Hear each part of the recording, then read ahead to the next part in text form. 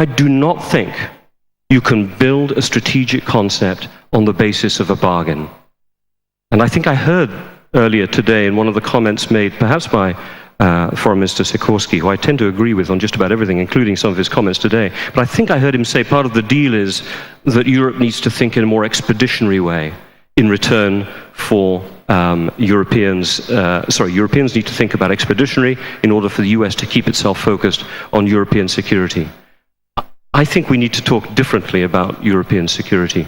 My sense is that for the United States, its global role, its ability to play the kind of role that it needs to play, and that I think the world benefits from it playing, is still predicated upon a Europe that is stable, feels stable, and is self-confident in its own security. That is not a trade-off, that is a requirement for American security as well as for European security. And European stability, or at least a European sense of its own security, cannot be taken for granted and is in the US interest. So Article 5 and the discussion about strengthening and making it relevant for the beginning of the 21st century is not part of a trade-off. It's something that we absolutely find important on both sides of the Atlantic.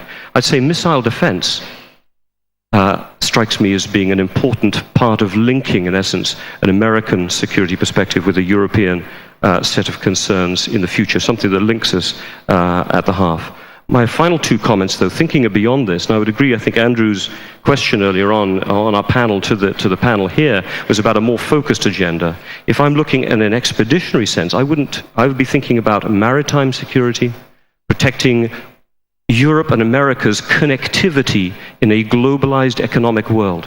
That is a way of thinking of security. I think Sikorski was right. It's not so much about energy security. It's about our connectivity globally. It's not about land force, but I think maritime and air becomes very important.